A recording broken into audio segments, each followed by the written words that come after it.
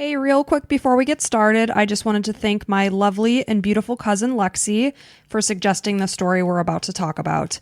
Thanks, guys, and I hope you enjoy the show. Hello, and welcome back to another episode of the Crime and Coffee Couple.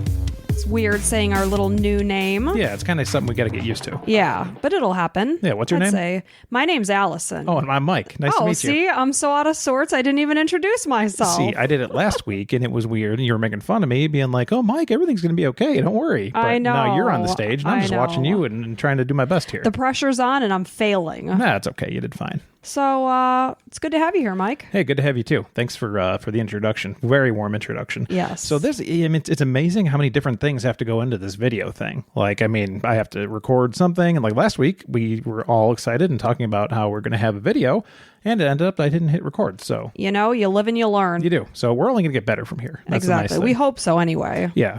We apologize for this horrible first one. I'm guessing. Maybe it's going to be great. Who knows? Yeah, we'll see. Yeah, but we are the Crime and Coffee Couple. So follow us on Twitter and Instagram, Crime and Coffee 2. See, I was going to change the name, but then I was like, it's Crime and Coffee Couple. Crime and Coffee 2 is a couple. So Crime and Coffee 2. 2. It's me and you. Uno dos. That's 2. Couple. Yeah. Yes. Yeah. 1 + 1 is 2.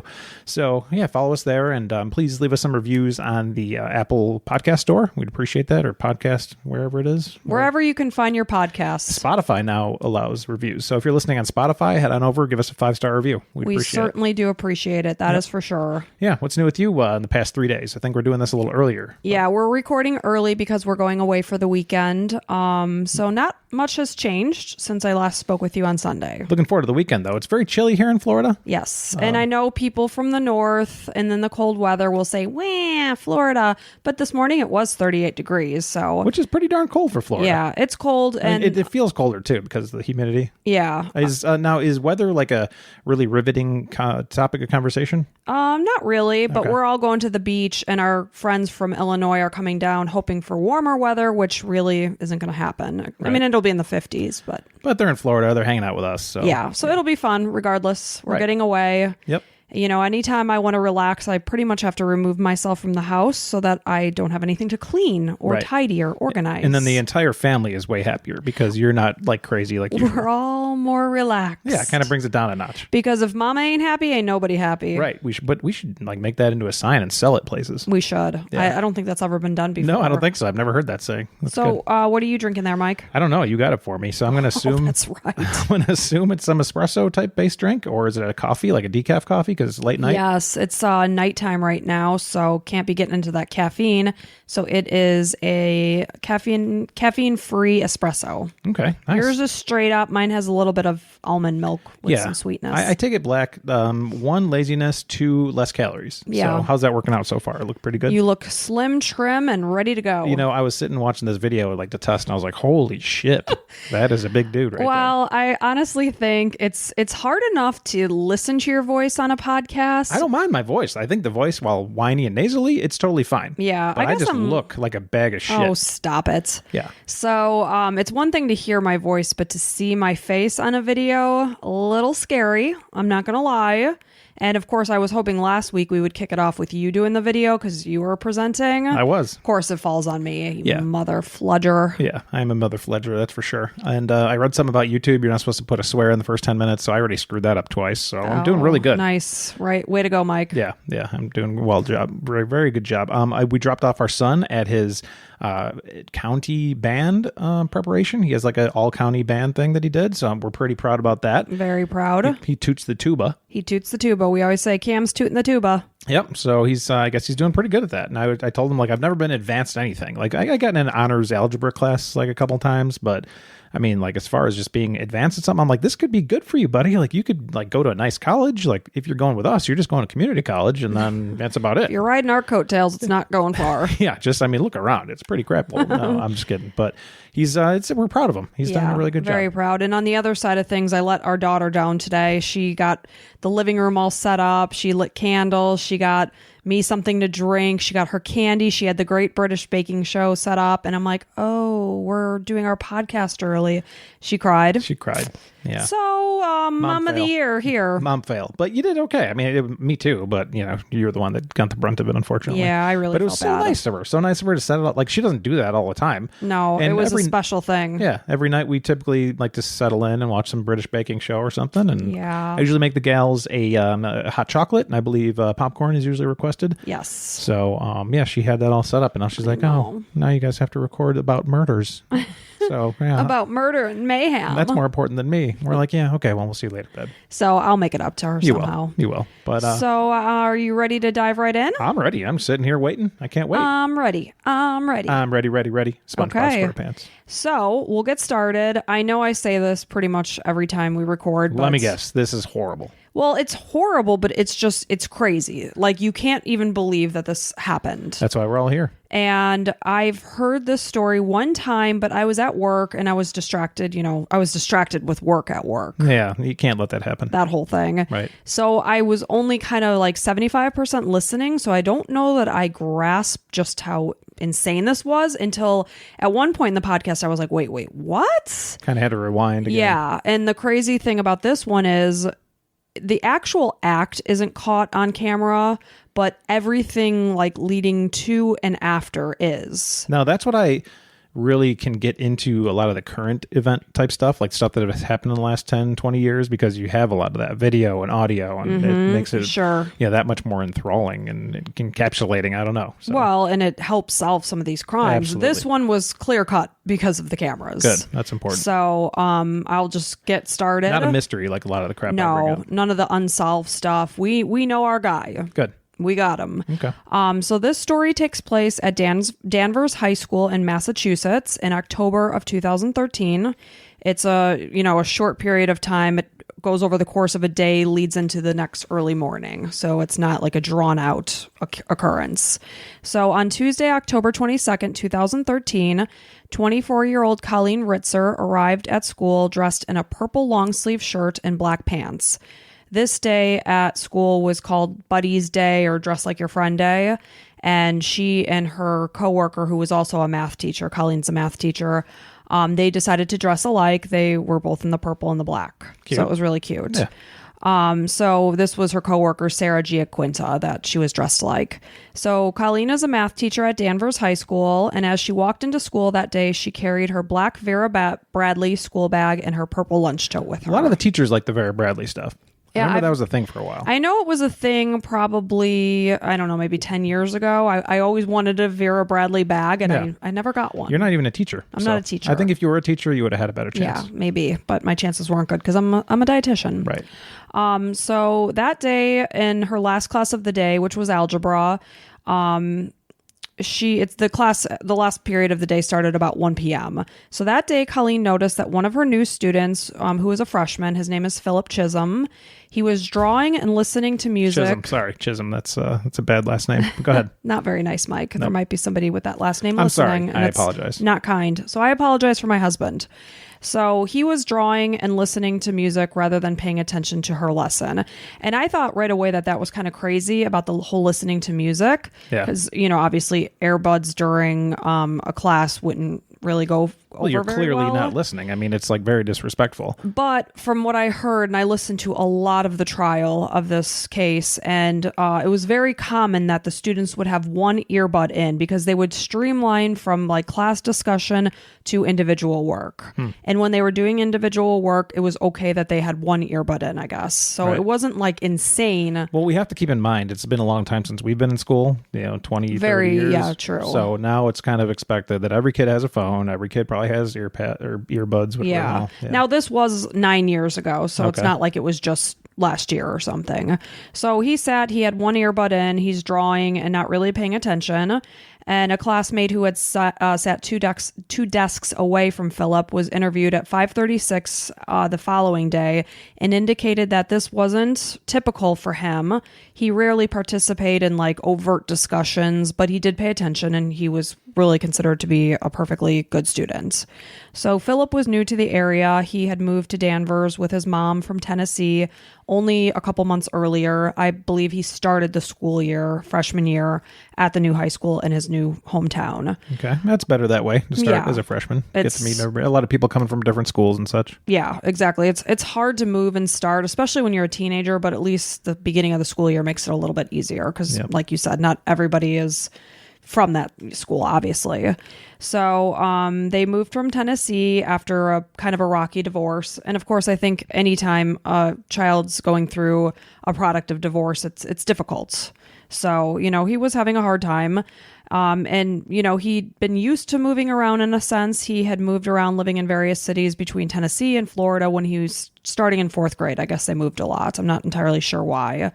But by a fellow classmate, Philip was described as quiet and reserved, but he seemed like a typical teenager. They always are, the quiet and reserved types, Yeah. The ones that do something. Yeah, you never know. You just never know. Right. So he didn't drink or do drugs. It's like, well, he's only 14, but I don't know. Well, that's good. He didn't. I mean, a lot of kids are into like the Mary Jane and Wacky Tobacco. We have a 13-year-old son who's in 7th grade. So this child is 14. He's a freshman.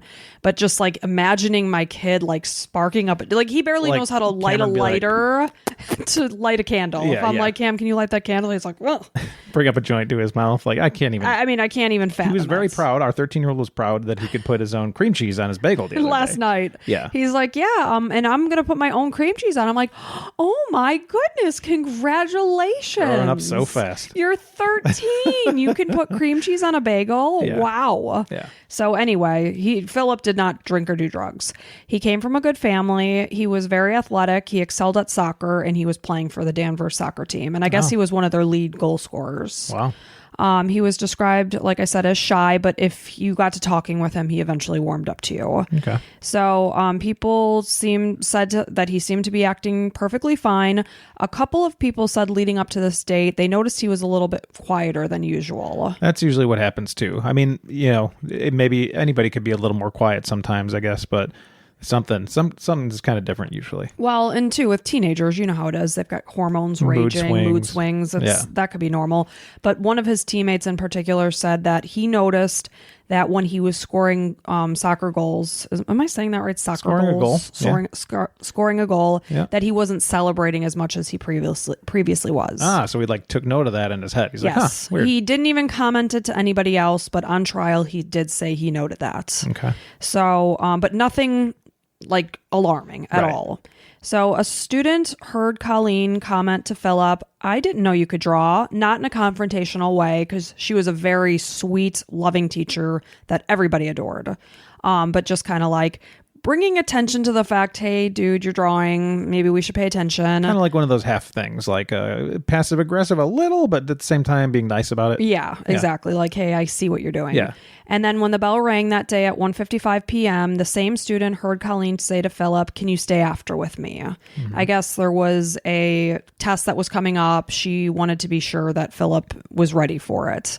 In addition to that, Colleen belonged to a group of teachers called the freshman team. They were basically assigned to keep an eye on the freshmen that year, make sure they were transitioning okay into high school, especially Philip because he was new to the area. So it's kind of like a double whammy. So she was just touching base with him, making sure all was good. So Colleen is the type of teacher that somehow managed to make a subject such as algebra and geometry fun, which I don't know, maybe some people are into that thing, but I never clicked with math. Well, I love math, but at the same time, if you can make it something about the real world and where people will use them, applications in the real life or stories, because, like right now we're telling a story, like humans love stories. So if you can attach it to something real, then it's a lot more fun to learn about. And understand that not everybody gets math easily or and cares. Somehow you get them to understand. And I have such respect for teachers because I kind of suck at algebra. And I had one teacher who I could not understand what she was talking about. Then I had another one who it's just like, it was like a light was just above my head. Like, oh my gosh, this makes sense. Yeah. It was just the different way that she taught it. Right. So somehow Colleen managed to make math fun, which, especially when you're relating to teenagers, that makes Very a big important. difference. Yep. So, of course, she's only 24 years old. She's only a few years older than some of her seniors. I'm sure in the hallway, you could probably easily mix her in with the students. Well, going to high school as a teenage boy, you always notice the younger teachers. Yeah, too. I mean, what is a senior? 18 years old? Yeah. She's 24. So yeah, it's right there. So she wasn't a very tall girl. She had a baby face. She was 24. So I'm sure she related well with the teenagers. Sure. So she even used Twitter as a platform to share homework and assignments, send inspirational messages. Like every day may not be good, but there is something good in every day. So just very, very active on Twitter. Trying to connect different ways. Yeah. And her Twitter profile description read, "Math teacher often too excited about the topics I'm teaching." She just seemed adorable. So, she went into teaching to really make a difference. It wasn't like, ooh, I'm going to get summers off. I'm, going to have spring break, Christmas break, blah, blah, blah. That would be the reason why I would go into teaching. I like children and I can identify with them, but some kids children. I love my kids, but sometimes other kids, I'm just like, oh, well, especially high school and puberty hormones and just, aggression and whatever. It's just, not fun. And you have to have a lot of patience, really. Right. So she was always passionate about it. It was always something she wanted to do, even when she was younger. She wanted to dedicate herself to her students, often staying after school. It was very typical that she was there for a couple hours after school, letting people stay back to make sure that they understood what was going on. If they needed the extra help, she was there for them. Amazing. So she was born on May 13th, 1989. That's my parents' anniversary. They're going to be 50 years married this year. Oh. She was born in Lawrence, Massachusetts to parents Thomas and Peggy. She was the oldest of 3 children, had a younger brother and sister. She graduated from Andover High School and then moved to Assumption College to pursue her teaching degree. She graduated magna cum laude. I remember we were talking about that. I had to look that up because I'm like, is it cum laude? Yeah. No, it's cum laude. Cum laude. Cum laude. Yeah. Very good. So she graduated with that. I did not. That's pretty good. Yeah, she's a smart girl. Yeah, there's bad and then there's magna cum laude. That's good. So she graduated with her bachelor's degree in 2011, and she began her first job as a middle school teacher and then transferred to Danvers High School the following year in 2012. While she worked at Danvers, she also was pursuing her master's degree in Salem State College. It was her dream to work with and help the children with special needs. In her application to that college, she wrote that she was dedicated to helping students in times of need. That's really nice. And I think, especially special education, I mean, that's like, there's a special place in heaven for people like that. Yep. So a friend and former colleague would say of Colleen that she was energetic, she was compassionate. You couldn't ask for more from a teacher or a friend. She cared about every single student and put many hours after school every day, always thinking about how she could be better and better to help her students. Sounds like the model teacher, the type of teacher you want teaching your kids. Absolutely. Yeah. And I'm sure she was, quick to respond with parents and communication because it's tough. We are parents of a teenage child. Their communication skills are not the best. Especially the boys. Oh my goodness. Sometimes you want to beat your head on a wall. So it is helpful when teachers are communicative. Mm-hmm. So she was described as a truly beautiful person. She was fortunate enough to be living with her parents while she taught. Kind of have to because teachers get paid a pittance, basically. Yeah. And, it gets you on your feet. You can save up money, stockpile, and then eventually move out. She was living with her parents about 15 minutes away from the school, allowing her to save her money. And despite being at Danvers for only a year at the time of the story, she was absolutely loved and respected at the school. Great. People just had nothing but good things to say about her. Yeah, one of those you heard about her, you're like, I want her as a teacher next year. Yeah. And just to give you an idea of her personality, her ideal night in included watching Home Alone for the 100th time or staying in to watch a marathon session of Boy Meets World or Full House. Oh, so 90s like stuff. Even though she was born like 10 years after us. Yeah, so. She was born, what'd I say, 89? Yep. Yeah.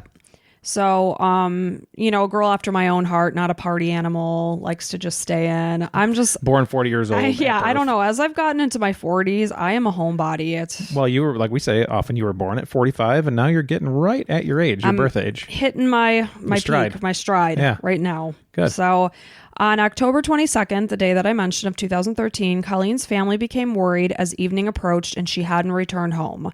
Colleen's parents called her friend, the one that I mentioned that she dressed alike as Buddy's Day, Sarah, asking if she had seen Colleen. Sarah and her husband headed to the school to check on Colleen. They noticed that her car was in the parking lot, but when they went up to the classrooms, there was no sign of her. There was no sign of her bags either. There was a jacket draped over the back of the chair, but other than that, they didn't see her things.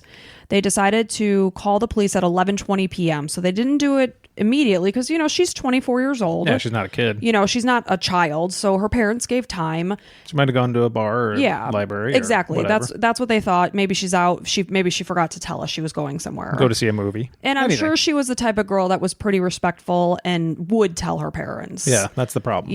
And that alarmed them. So when she still failed to show any signs of her, that was very uncharacteristic. So they called the police.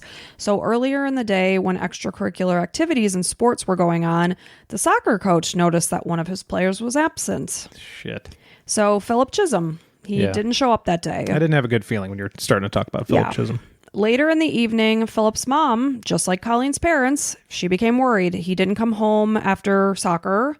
And, he's new to the area. He hasn't made a plethora of friends to the point where he's hanging out after school. So she would expect him home whenever the activity bus would roll around or whatever the situation was. He wasn't there. Wasn't the type to go out and go do stuff. Exactly. Yeah. So, he wasn't exactly thrilled with the move that he had made. So she was just worried about him. And maybe he was acting out or something.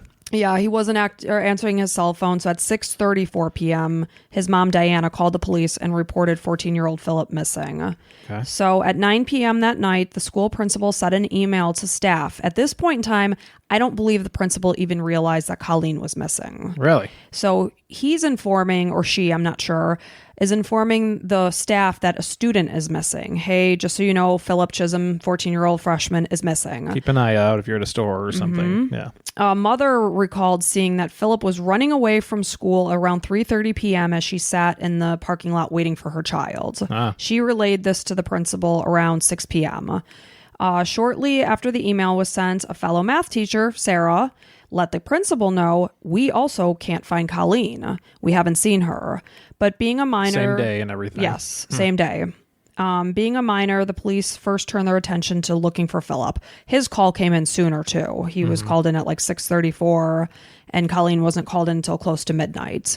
So his phone was traced to a movie theater in Danvers. He had gone to a 4:30 showing of a Woody Allen movie, Blue Jasmine, but was already gone by the time police arrived to the theater. Wow. Police basically split their duties in half. Some are searching the streets of Danvers while others are focusing their attention at the school. This involves looking inside and the perimeter of the school, as well as pulling CCTV footage of the school. So I think I'm going to mention it in a moment, but the school had just undergone a major remodel to the point that not even all the regular students were back in the building. Most were, but not 100% had transitioned back into the building because, they probably placed them at other area schools. Yeah, the temporary places and whatever. Yeah, and with this came, luckily, the installation of all these motion detected cameras. Ah, wow. Yes. But, it's brand new, so everyone's kind of getting to know the system. Yeah. The cameras weren't even named to make sense at this point. Yeah, they're not used to it and being able to access which one. Yeah. So it's a big kind of a cluster. Yeah. So this is all brand new. And I believe, and I mentioned it earlier later in the story, but I think it's about 140 motion detector cameras throughout the whole school. Wow. Yeah. Pretty big school? It was a big school. Okay. Colleen's phone had pinged in the area of a local middle school when they checked on it. So also of alarming findings, in the girls' bathroom closest to Colleen's classroom, they found smears of blood. One of the officers was just doing a check throughout the building, and I think she initially looked in there and didn't see anything. And then, because the door frame itself was red, but she noticed when she looked closer that there was blood streaked down the door frame. Okay. Yes, never a good sign when you're looking for somebody. So I mentioned that Sarah, her coworker and friend, her and her husband were at the school looking. So as they're helping the police search around the building, and in between two boulders at the edge of the woods where kind of the activities happen and such like that, they found Colleen's purse wedged in between two boulders. That sucks. So basically what happened was he called around to where the other police officer was with another coworker, and they came over. They started looking further into the woods just slightly. They noticed, I think, signs of blood, and that's where they called it off and came out of the woods to get more official people involved to, they're feeling like they're going to be dealing with a crime scene at this point. So they want to preserve everything. They know what they've seen, and they've seen some things similar, and it's like, yeah, this is going a bad direction. Yeah, and they knew it was Colleen's purse because, of course, this is the husband that's finding this purse. You wouldn't know what my friend's purse looks like, but I guess they found a pay stub in there that said her name on it. It was mostly empty, though. It was missing her wallet, her money, her credit cards, and her cell phone. Around 3 a.m. that morning, this is just so tragic. Now we're into October 23rd. They find Colleen's body under a pile of leaves into the woods that are right on the perimeter of the school. So not where her cell phone was at the middle school? No. Okay. No. Nearby her, well, first of all, she was found in the supine position, so laying on her back. She was naked from the waist down. She was covered in blood, dirt, and scratches. And I'll talk about it later, but she was posed in like a very provocative way. God, so something. Yeah, so her shirt was pulled up, exposing her chest. Her pants were gone, totally gone. Yeah. It's just absolutely terrible that such an amazing person had to deal with a monster. Near her body, they found a handwritten note that just read simply, "I hate you all." Yeah. About 100 feet away, down a slight embankment, they found a large trash bin / recycle bin.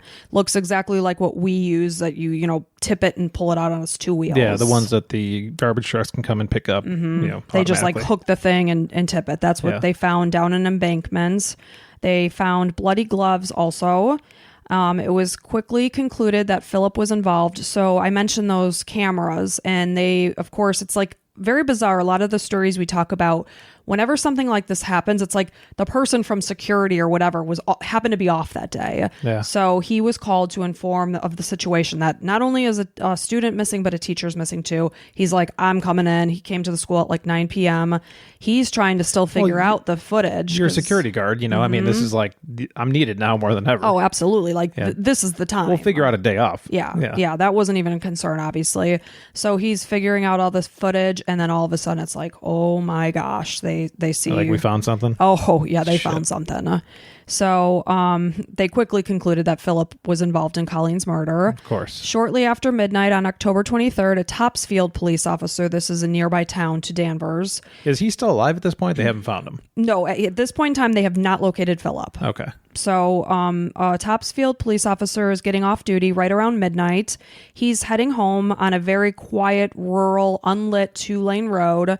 And as he's going over the crest of a hill, he notices in the dark, because it's, like I said, it's poorly lit, a person walking, and that's not typical. So he went over the embankment, he turned himself around, passed again. Yes, there's somebody walking. So he radios over or calls his coworkers who took his place. They come out and check on what the heck, who's this person that's walking around. It could be nothing, but it was a young male walking near a farmhouse. Okay. So anything out of the ordinary you want to check out? Sure. And Topsfield is about 10 minutes away from the school. So when officers arrived, they asked Philip, it was Philip, where he was going. He answered nowhere. When he asked where he was coming from, he answered Tennessee. When he was asked where he lived, he told the officers that he had no address. He was asked what was in the red Nike drawstring backpack he was carrying, and he stated survival gear. He was asked to empty the pockets of his black shorts because the officer did like just a quick pat, and he felt like what felt like a hard case in his one pocket and something hard in his other pockets. So I wonder if that's legal to search. I don't know. I mean, I think it's very appropriate to check a person's pockets because they could be armed. Sure. So yeah, I don't know if that falls under, having to get a legal access or like asking if you can. Search warrant or something. I'm sure he asked and like, yeah, go ahead. I think that might fall under. I don't know, but yeah, they have to protect themselves, obviously. So Philip emptied his pockets onto the hood of the car, the trooper's car, and it was a stack of IDs / credit cards, rubber band together. And with that stack, there were 2 Massachusetts driver's license, credit cards, an insurance card, and like I said, all held together with a rubber band. His or other people's? No. I mean, I know he's not old enough to drive, so. Mm-mm. Huh. In the other pocket was just a rock, just a nondescript rock. Not sure why he was carrying survival this. gear, Yeah, survival gear. Yeah. So the 2 driver's license that they found belonged to Colleen Ritzer. And at this point in time, the responding officers have no idea who Colleen is, that she's missing, any of this other stuff. They are aware, the one officer in particular was aware that Philip was missing only because I believe he lived in the Danvers area and his daughter happened to go to that school and found out that they were looking for a student. Okay. The daughter specifically said to him, one of my classmates is missing. His name is Philip Chisholm. Well, that makes sense. Tell your father who's a cop. So when the officers asked Philip where he got the IDs and cards, Philip said that he found them at a Stop and Shop, which is, I think, like a convenience store / maybe even gas station. Yeah. When he was asked again where he got the cards, this time he answered from her car. Yeah, he didn't even say her name. Yeah, I mean, at this point, he's kind of giving up. Yeah. The officers then asked Philip to open his backpack, where they found a white wallet. Inside the zipper part of the white wallet, they found a box cutter, the blade still protruding with reddish-brown substance on the blade. A Vera Bradley soft case, a blue Nike shirt, 2 rolls of tape, a set of keys, a white towel, a flashlight, a scuba diving knife, bloody women's underwear. When they asked about the blood on the box cutter, he said, "It's the girls."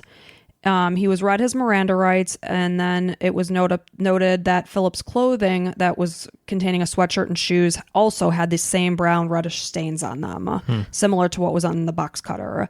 They asked where the girl was, and Philip indicated in the woods. They asked if the girl in the woods could be helped, and he told them no. Isn't that just awful? Just cold-blooded, just like, nope. Absolutely awful. Man, what a scumbag. So going back to earlier in the day, after classes that day, a student recalls passing by Colleen's classroom. She looked in and saw Colleen standing by her computer and saw Philip sitting in a chair about 10 feet away. Colleen looked over, smiled at the student.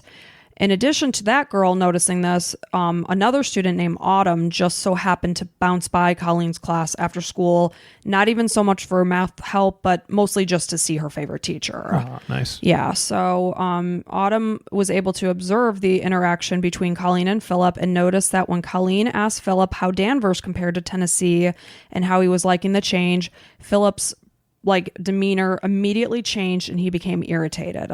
Colleen quickly caught on to this demeanor and quickly changed the subject. You're like, okay. Okay. Yeah, how's the weather today? Yeah. What'd you eat for lunch? Yeah. So about 2:20 p.m., Colleen's close friend and fellow math teacher, like I've mentioned, Sarah, she came by. She had just come from a meeting and she basically wanted to just update Colleen on what happened during the meeting.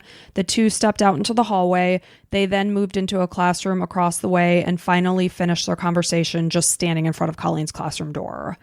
As Colleen did this, Philip and Autumn remained in the classroom up near the whiteboard. Nothing was weird that Autumn noticed. Philip even asked Autumn if she wanted him to write her name in Japanese, and she said yes, and he did. So eventually Colleen came back to the classroom and they wrapped things up to head out for the day, head home. Philip at this point in time is due to be at soccer practice. Yeah. So one of the weird things that I did find from the trial, I didn't see the full questioning of Sarah Gianquinta, her friend, but they did say when you asked Colleen what the boy was doing in the classroom, what did she say? And Colleen responded, "I don't know why he's there." So he's just sitting there. So the one student said that Colleen asked him to stay after school. So maybe she did and she got her point across and then he just stayed there. Yeah, kind of just hung out. Okay, loitered. guy, time to go. Okay, I think we're done. But she wasn't too nice to be like, all right, you can leave. Yes, exactly. Yeah. So I'm thinking that that's what happened. So it probably felt like maybe he needed to support. Maybe he needed to be around somebody. So I could be here for him, even though we're not talking. But she specifically said to her friend, "I don't know why he's there." So at 2:54 p.m., and this is where you see every bit of CCTV footage, and I urge you to go and watch it because it's unbelievably, it's awful. I'll see if I can splice it into the video. Yeah, We'll see. It's all there. So at 2:54 p.m. on October 22nd, Colleen could be seen on the school CCTV footage leaving her classroom on the second floor and heading to the women's restroom. Danvers High School, like I said, they recently renovated and 140 cameras were installed. So as she walked down the hall, you can see her smile and wave at somebody in the distance. What I guess she did do, which I didn't see on the footage, was try a staff faculty restroom, but it was occupied. That one is just a single-use bathroom. You lock it behind yourself. Right. So somebody's in there. The worst part of this is, had she gotten into that bathroom, I don't think this story I wouldn't be sitting here reading this today. It's always like one thing, One thing. It's like a series of unfortunate events. Yeah. So then the camera cuts over. They show her pushing into the women's restroom, the girls' room that the students would be using. She's entering the restroom. Seconds later, they show the camera at Colleen's classroom. You see Philip following her out the door. He looks in both directions, very sneaky, as if he's checking to see if the area is clear. Yeah, seeing if anybody can see me. He then hesitates outside the door of the classroom. He took a couple of steps in Colleen's direction, though changed his mind. And as he's going back into Colleen's classroom, you can see him pat the pocket of his hoodie, I believe it was. He was wearing a blue hoodie. He just touched it. And he went back into her classroom, but only moments later. I mean, we're talking like almost followed her into the restroom immediately. Conscious came in and he's like, net, then it fell off again. Yep. And I don't even think the conscience kicked in at all. So moments later, he exits the classroom. This time he has the hood of his blue sweatshirt over his head and heading in Colleen's way. And it is just the worst moment is when you see him push that bathroom door. But what is he thinking? Open. Like, okay, I stood out. Now I'm going to come back out here and close my, like, obviously it's you dumbass. And you see his face in plain, clear sight. Many, many, many times on this video. I don't know what he thought the hood over the head was doing for him. Not a lot of common sense in these scenarios. Watching him push through that bathroom door, knowing Colleen is in there, is just enough to make you sick. So he watched her go into that bathroom? He knew she was going to the bathroom. Right. It's like the end of the day. They're all gathering things. She's got probably a 15-minute drive home. That's like the first thing I do when I'm heading out the door is I hit the restroom. Well, especially you. Yeah. We all know I always have to pee. Mm-hmm. So it's like he knew she was going. And the bathroom's not far. You could see she turned that way. Right. It's just right down the hall. So you walk out of her classroom. There's an open area that leads to the staircase. You could see the staircase. And then right beyond the staircase is the bathroom to the left. Okay. So she pushes through there. Seconds later, he pushes behind. There's, of course, no video in the bathroom. Right. So 11 minutes later... 11 minutes. 11 minutes elapses. And what happened, okay, so I'm going to go back to my story. Otherwise, I'm going to get off track. Right. Yeah, you know all the facts. I know all the facts. Too much. Way too much. I swear to you, I had like nightmares about this. So and it's just so eerie and disturbing. As he's heading her way at the top of the stairs, you see him putting the gloves on his hand. You want to like be able to reach out and be like, stop. Like yes, somebody stop. I want somebody to just happen to like come out and go into that bathroom and that Colleen be saved. So you see him putting on the gloves as he's walking towards the bathroom, box cutter in the pocket of his jeans. As he approaches the ladies' room, he finishes putting the gloves on and enters the restroom at 2:55 p.m. He came prepared to school that day, equipped with a face covering, gloves, a box cutter, and a change of clothes. The change of clothes may have been for soccer, but regardless, he was prepared. Ready. Yeah. On the side of the box cutter, on one side said Phil's first tool. He had written it in like Sharpie. And then on the other side it said, don't cut your arm off. So 11 minutes later at 3:06 p.m., a female student enters the restroom. Wow. And I think it elapsed seconds, like maybe 2. I was watching the countdown on the clock. Yeah. It may have been 2 or 3 seconds. She immediately pushes out of the bathroom, like almost like a weird face on her. Like you're walking in like, oh, whoop. So what she thought was happening was that somebody was changing. All she knows that she saw was an exposed buttocks to their back to the door, clothes piled on the floor. Wow. She sees nothing else. You know how it is. She sees one person. You go to naked. Like push in and you're like, oh, sorry. And yeah, so she's thinking a student is changing. Okay. Nothing more than that. Yeah. But who knows how long Philip would have stayed in that bathroom. Right. This stops him. So about a minute and a half later, I watched the time again. At 3:07 p.m., Philip could be seen exiting the bathroom right behind the students. So he went to change clothes during this time. He left the building for a short period. He's running through the halls at times. Just like spastic kind of? He would alternate between walking and running. Huh. So I don't think actually that's correct there. I don't believe he changed clothes right then and there. So at this point in time, Was he doing other stuff? yeah, Maybe? you'll see it. And it all happens kind of quickly. So a student's mother is waiting for her daughter outside the school. This is the one that we were talking about early in the story. He was crouching, coming out. crouching near the shrubs. And you know how you can just like totally tell when somebody's being sneaky? Yeah, something's up. Like she something's noticed going on. that and she was watching him. Like, what is this kid doing? Is he on drugs or something? Or is he hiding something? What's happening here? Right. I mean, it could be anything with a teenager. Yeah, exactly. Especially the person has kids in the same age and they're like, you know when something's up. Yeah. And all of this is happening very quickly because he exited the bathroom at 3:07. At 3:10 p.m., now he's back in Colleen's classroom. Wow. He exits Colleen's classroom at 3:11 and he has 3 bags kind of like haphazardly thrown over his shoulders. 2 of these bags are Colleen's, 1 is his. He has a red sweatshirt thrown over the top of his head. He went down the stairs and less than a minute later, he's coming back up, no longer holding the bags. Now he's got like a baklava. Everyone knows what this is. I apparently don't. I know that baklava. I know that is a Greek pastry. Baklava? That's baklava. Yeah, that's No, I'm saying it wrong. Yeah, you are. Balaclava. Oh, okay. That's like a brand or something, right? I don't know, but apparently it's like kind of like a ninja type of mask. Oh, okay. But everyone talks about it like they just, balaclava. Okay. Well, that's not in my This was vernacular. Before COVID, obviously. Oh, so. yes. That's exactly what I was thinking. Had this been COVID, he would have streamlined right in. Right. So all of a sudden now he's coming back up the stairs. Bags no longer there. He obviously like stowed them right at the bottom of the stairs. He's got this mask on. So he's like you kind of mentioned the word spastic, and in this point in time he's putting this red sweatshirt on that he initially had thrown over his head. Like, to me it just seems like he's just doing stuff and not like thinking it out, like just like he seemed to be out. striding with purpose though. Really? So as he's running down the hallway back towards where the classroom is, now the face covering's off and he's putting it in his pockets. So is it on? Is it off? It's like are you back and upstairs, forth. or- Are you hiding yourself? Are you not? What is happening? Right. So he's now heading in the direction of the restroom. At the top of the stairs, the camera catches him just quickly stopping. And you can see he's like kind of sneaky. He's hesitating. You don't know why at this point, but you come to find out exactly why. One of his soccer player friends is coming in his direction. So when I was watching the trial, their thought process was it was a male student. Clearly there was no fear of him entering that female's bathroom. Yeah.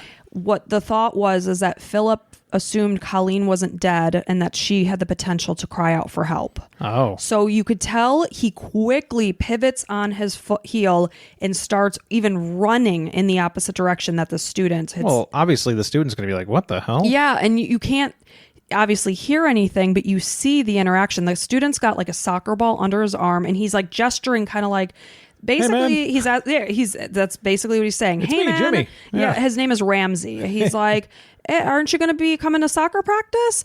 And you could even say like he's like holding himself on the door, like gesturing to him, like what's going on? Yeah. But Philip just kept going. Initially, what I heard in the trial was Philip started to ask him for help.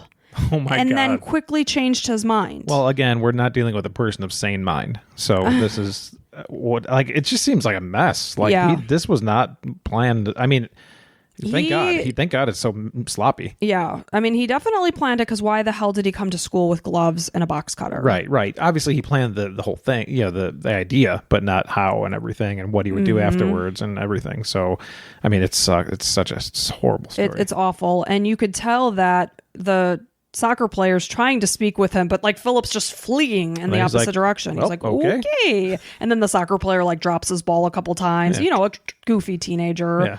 And now I'm sure it's just sickening to him to think what I could have helped or possibly. Well, but you can't think that. This No. has nothing to do with Why him, would but you just think a teacher's the lying fact dead that like in the bathroom? while he was having this conversation, he was in the midst of all this. Yeah. So, like I said, Ramsey was asking him, "Are you coming to practice?"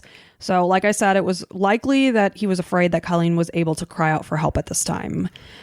Philip was then seen wheeling a large recycle bin, which they kept at the bottom of the staircase, into the restroom at 3:16 p.m. with a red sweatshirt on. Again, looking back and forth, probably like, I'm going to pull this huge trash bag through here. Yeah, and nobody reported anything suspicious that day. He definitely passed several people in the hallway here and there. Never, I believe, in the school with the recycle bin in tow that I saw. Because obviously that would be kind of like, what are you doing? Suspect, yeah. So he wheels the recycle bin into the bathroom, and 5 to 6 minutes later at 3:21 p.m., bin in tow, his sweatshirt off. Now again, with the head and face covering, he's wheeling the bin out of the bathroom. With his balaclava? Yeah, balaclava. Onto the elevator and downstairs. He exits the school with the bin at 3:23 p.m. You clearly see him outside the school passing a man on the sidewalk who's walking his dog. Okay. The man's like walking his dog and looking at his cell phone. Briefly kind of just looked in Philip's direction, looked back. Well, yeah, somebody moving some. Yeah, who cares? Well, I wouldn't take any notice of that. Sure. He initially went around the school behind the field house where the athletic fields were to get to the woods, but found that it was too steep and rocky. Another student is watching this happen. She's sitting on a picnic table, sitting out from track practice because she has an injury. She's thinking nothing of it. She thinks it's a worker that's getting rid of like foliage. Garbage or whatever, yeah. Yeah, probably not garbage because he was going into the woods, but Right. fall leaves and whatnot. It's Right. October. Mm-hmm. So she, again, thinks nothing of it. He gave up because it was too steep, and 7 minutes later, he went back around the school to the other side. You see him again walking the other direction with this bin in tow. At this point in time, he's wearing gray canvas Nike shoes. 24 minutes later, he's now coming out of the woods. So what he did in that forest for 24 minutes is horrific and obscene and awful. So we're going to know what it is? We'll find out. So now he's coming through the parking lot running. He has no shoes on, just white socks. Then he's at the bottom of the stairs with the white socks. By the time he gets to the top of the stairs, socks are gone and he's barefoot. And it was sickening because at the top of the stairs at 4 p.m., you see his jeans are soaked in blood. His hand is covered in blood. And he's in the school. So had anyone seen him at this point in time, it would be like, what happened? Did you cut yourself? Okay, yeah. You need would help. assume we need to call 911 for the hospital. Yeah. Hand absolutely covered in blood. Jeez. Whole leg of the pants soaked. At 4:01 p.m., he goes to the third floor where his locker is. He gets his things out of the locker, goes to the third floor men's restroom holding a bag, and now he changes into what he would have worn to soccer, which is a black hoodie, black shorts. He's still barefoot at this point, and he's carrying his bloody t-shirt and jeans.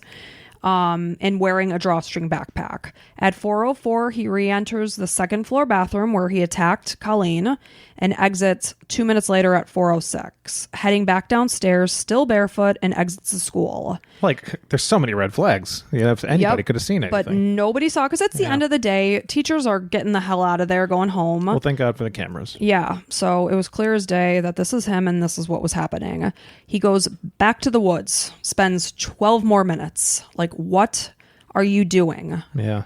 This kid back and forth. Mm-hmm. But it's all happening really in a short period of time when you do look at the grand scheme of things. Well, yeah, 12 minutes isn't that long. I mean, it is long if you're sitting there for 12 minutes, but if he has to walk all the way to the woods and walk all the way back, it's... And the woods really are on the perimeter of the school. Yeah. So he now is exiting the school again, goes back to the woods, like I said, spends 12 minutes there.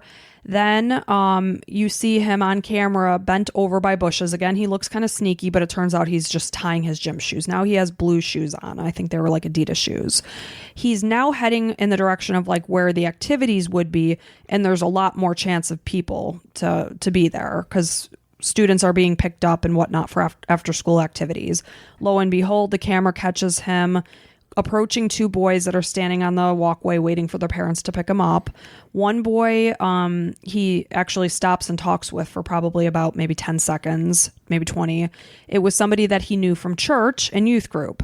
The child did not go to that school, but he came there for cross country or track or something. Yeah. So he's talking to Philip. He's like, hey, you going to be able to come to youth group on Sunday? Because sometimes Philip couldn't make it because of homework. Philip's like, yes, I'll be there. He's like, yeah, I've been texting you. And Philip's like, well, I'm out of minutes, so I haven't been able to respond. The kid was interviewed or he was on the trial, said nothing seemed alarming. The conversation was normal. Philip didn't seem stressed. Nothing stood out in his mind. Wow. So then they finished their conversation. At 4:24 p.m., he comes back into the school. This time, I have no idea why he walked into the school. He basically just wandered the halls in a very calm and eerie way, and even reached into his backpack to put a snack in his mouth. Like, nah, I'm hungry. He got hungry. Yeah. Yeah. At 4:30 p.m., he's seen exiting the school for the last time. So Colleen left her classroom at 2:54-ish. This is 4:30. So all of this happened in about an hour and a half. Mm-hmm. And so then Philip was then seen on CCTV footage at BJ's wholesale store. He's walking around drinking a sports drink. This is after the fact. He ends up stealing a scuba knife because he did not have a membership card, or should I say Colleen didn't have a membership card to BJ's. So he just steals it. He's seen exiting the store. There were a couple surveillance videos that showed him coming into like a gas station. He just walked in briefly. The one he just walked in stared. The clerk who was on trial talking about the surveillance, they're like, what do you think he was looking at? He's like, it almost looked like he was looking for a clock, but there is no clock in there. Oh. Quickly turns around, exits the station. Well, he's used to the school where there's a clock above every door. Yeah. So then he went to Wendy's, had a burger and fries. Wow. And then he went to the local mall's movie theater. He bought a ticket. You can clearly see him on CCTV footage. He purchased a ticket to see the movie Gravity, but didn't end up seeing that. He went and watched the Woody Allen movie Blue Jasmine. He purchased everything he purchased with Colleen's credit cards. So he knows he's getting caught, obviously. Mm-hmm. I mean, yeah, it's only a matter of time. So he was giving up and just... What reason are you going to watch a movie and relax? Like, could he relax and watch this movie? That's what I was wondering. How do you sit in a dark theater with your thoughts after what you've done? Yeah, I'm sure he didn't even remember the movie. So what happened to Colleen? And this is just awful and tragic. When Philip entered the bathroom behind Colleen, he strangled her. He sliced her neck 2 times with a box cutter and in total ended up stabbing her at least 16 times, I believe all in the neck area. He raped her, denied it, but pathology found 2 sperm cells inside of her. 2 sperm cells? 2 sperm. Oh, okay. Wow. 2 sperm in her. That's very little, right? Well, I don't know. No. It is what it is. Yeah. It just goes to show. Yeah, he did, yeah. Yes. So then he was interrupted, of course, by that student, put her in the recycle bin. After bringing Colleen into the wooded area, he sexually assaulted her with a tree branch. Fucked up, man. And from what I understand, he may have just left her like that in the woods to be found that way. Oh, man. He posed her, like I said, in a very provocative way. Yeah, I have a picture. I mean, I'm in my head. But what they believe to be true is that she was still alive when she was brought to the woods. Unbelievable. Why? Just obviously. Because I didn't get to see the medical examiner's trial. I watched hours and hours and hours of footage. You were doing a lot on this one, I remember. Yes, hours of footage on this trial. But apparently they called it like wound D on the autopsy report. It was somewhere by the jugular. You could tell that one happened later. So the pathologist, Anna McDonald, said that there were 2 causes of death, asphyxiation, which occurred first, because he said that the knife wounds ended up being so severe to the neck that there's no way you could have strangled her after that. Right. So she had to have been strangled first and then cut. And she said that there were 16 stab wounds to her neck, 3 which hit major blood vessels. Pathologists stated that it was possible that she could have survived the strangulation had she not been stabbed. So what I heard in the trial was you could tell that the one cut was done later and likely was done with the 24 minutes in the forest. Okay. That in the bathroom, she likely could have been saved had someone come upon it. Which is why he was worried she might be screaming because she was probably still breathing and whatever. Mm-hmm.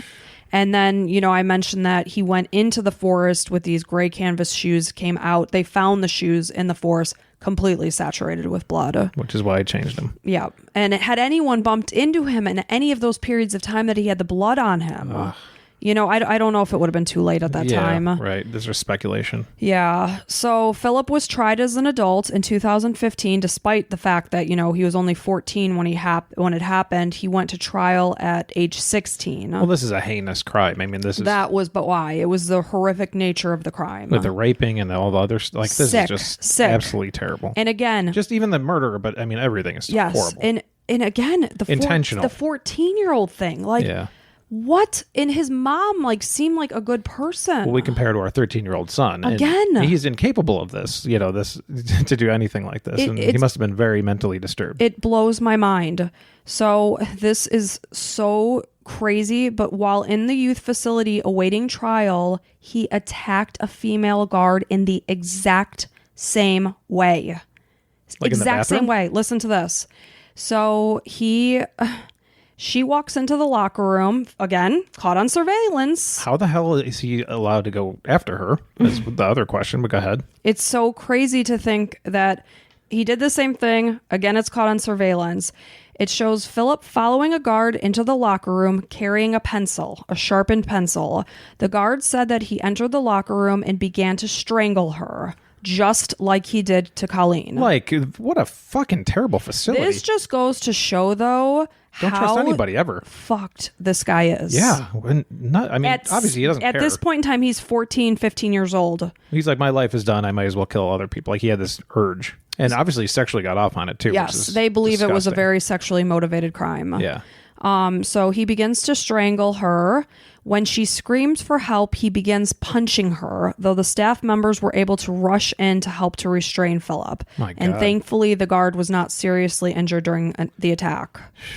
So, mentally injured forever, basically. Of course. I mean, it's traumatic. And knowing what he did, right. that could have been her. Yeah. Had she not been able to scream for help, just like Colleen probably wasn't able to scream for help because she was so taken aback. Well, yeah. I mean, that's a whole different situation because you're in a high school that has nobody there. It's after hours, whereas this is a freaking jail, basically. Yeah. I mean, these things do happen. Yeah, people do get attacked. Yeah.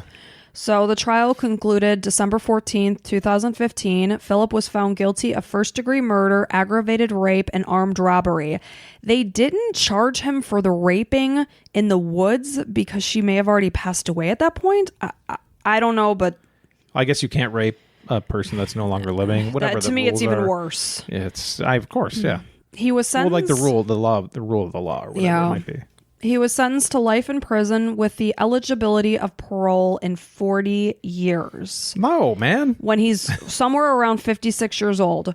So obviously Colleen's parents are very upset by the sentencing. They were in the courtroom every day. I mean, you're looking at death penalty here. You're not looking at parole in 40 years. I mean, it saves him that he's so young. They think they can rehabilitate him probably, but right. This kid's fucked. I mean, he's gone. I mean, especially that he did the exact same thing to a guard, right within the midst of all this. Yeah, that's... Ugh. So Colleen's mom blames the state Supreme Judicial Court, which ruled that in December of 2013, juveniles could not be sentenced to life in prison without the possibility of parole. So pretty much anybody under 18 can kill anybody they want and and have the ability to go up for parole. So Peggy Ritzer considers herself so very broken. She said that she isolates herself from people that she loves. Peggy Ritzer is the the mom. Oh, the mom. Peggy is Colleen's mom. Sorry. She can't even bear to pretend to be happy. So she doesn't want to even put herself around other people. It's kind of a disservice to her daughter almost, and she feels guilty probably for pretending to be happy, and it's like, my daughter's gone and was ruined. And it's such a good person. Yeah, it's so sad. And of Philip, Colleen's mom, Peggy, says he is pure evil, and evil cannot be rehabilitated. Right. And I cannot agree with that more. This person cannot and will not be rehabilitated. I believe that there's a monster inside of him. Absolutely. If you let him out, he's going to do it again somewhere. I promise you he will. Yeah. And Colleen's father, Tom, feels that he failed his daughter. I didn't protect Colleen, and a dad's job is to fix things. I would do anything if I could fix this for Colleen. Of course. It's like when you have a sick kid, you wish you can take everything. And of course, we would rather die than our kids. Yeah. All we want to do is for our kids to be happy. Right. And, sadly, we can't protect our children from everything. And Colleen's father is certainly not to blame. Absolutely not. But no. of course, as a parent. As a dad, I get it. Yeah. Totally. Especially the whole dad-daughter thing, I think. God bless you, man. I don't know. I know. My heart just bleeds. You got to live for her, spread like awareness and whatever. That's all you can do. And I'll tell you about kind of how they keep her memory alive. But the Saturday before Colleen was killed, of course, she was murdered on a Tuesday. So only Saturday before, Colleen's best friend remembers Colleen saying that the school year was a great one. She was enjoying teaching freshmen for the first time. 1,000 people attended her funeral. Of course. On Game 1 of the World Series between the Red Sox and the Cardinals, a moment of silence was observed at Fenway Park in her honor. Wow. Students were shattered by the loss of Colleen. One student said, "It's surreal how quickly someone can go and how much we take for granted every day." October 22nd has become Kindness for Colleen Day. It's all about pink everything, because that was her favorite color. Oh. Yep.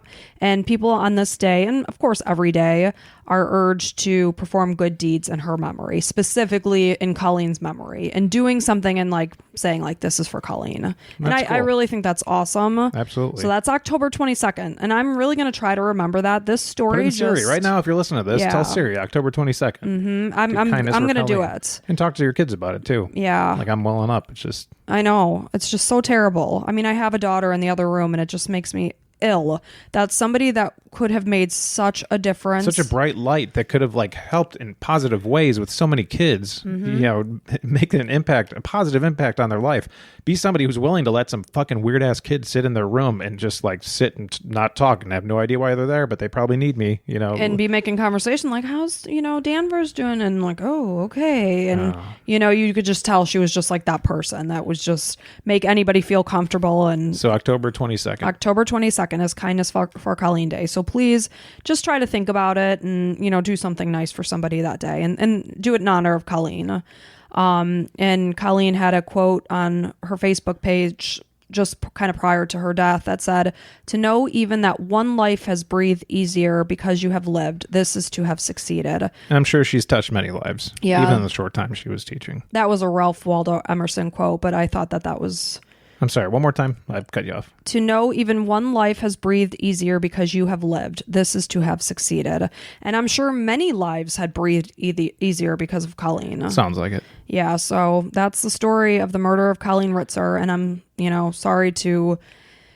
Be a downer, because it's a sad, but unfortunate one. Have to be remembered, so it's very important to tell their story and to be aware and to celebrate their lives when they had them, because all of us are going to be gone at some point in some way sooner than they should be, unfortunately. So anyway, thank you all for sticking around, and hopefully if you're watching this video, it's not too terrible. Sorry for what I look like. I'm glad you're looking at her. I don't know if I was fidgeting. I'm going to watch the video and be what the hell was I doing? Did you see my sock when I crossed my toes? You probably Mike, did. I asked you to wear shoes. I know, I forgot. Is it so much to ask to wear shoes? I took a shower today. That's pretty good. Good. That's progress. Yeah, it is. It is. And on that note, I bid you a cheers. Cheers. Cheers to you and cheers to you. Yeah, thanks for listening. And thank you for being here, listening to the Crime and Coffee Couple. We really do appreciate you being here. It means more than you will ever know. And we will see you next time. Bye.